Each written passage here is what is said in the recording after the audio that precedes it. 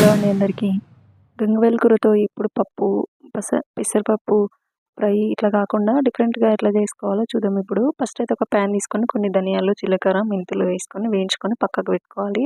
అట్లాగే కొన్ని నువ్వులు కూడా వేసుకొని చిటపట అనేంత వరకు వేయించుకొని తీసి పక్కకు పెట్టుకోవాలి. వేరే ప్యాన్ తీసుకొని కొంచెం అందులో ఆయిల్ వేసుకొని కొంచెం జీలకర్ర కూడా వేసుకొని వేగిన తర్వాత 2 ఉల్లిపాయలు సన్నగా తరిగిన ఉల్లిపాయలు, 2, 3 పచ్చిమిరపకాయలు కూడా వేసుకొని వేయించుకోవాలి. అట్లాగే ఒక 2 రెమ్మలు కరివేపాకు, 2 చిన్నగా కట్ చేసుకున్న టమాటా ముక్కలు కూడా వేసుకొని స్కిన్ పైకి తేలేంత వరకు ఉడికించుకోవాలి. ఉడికిన తర్వాత సన్నగా కట్ చేసుకున్న గంగవాయల కూరను కూడా వేసుకోవాలి. వేసుకొని కొంచెం ఉప్పు, పసుపు కూడా వేసుకొని మగ్గించుకోవాలి.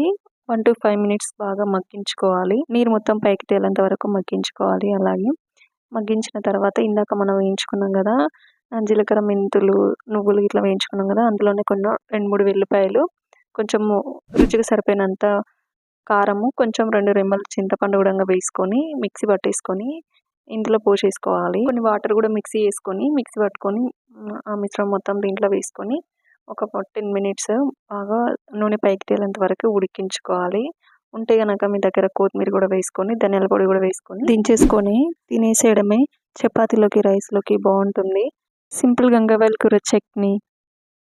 వీడియో నచ్చితే కానీ లైక్ చేసి, షేర్ చేసి, సబ్స్క్రైబ్ చేసుకోండి. Please support my channel.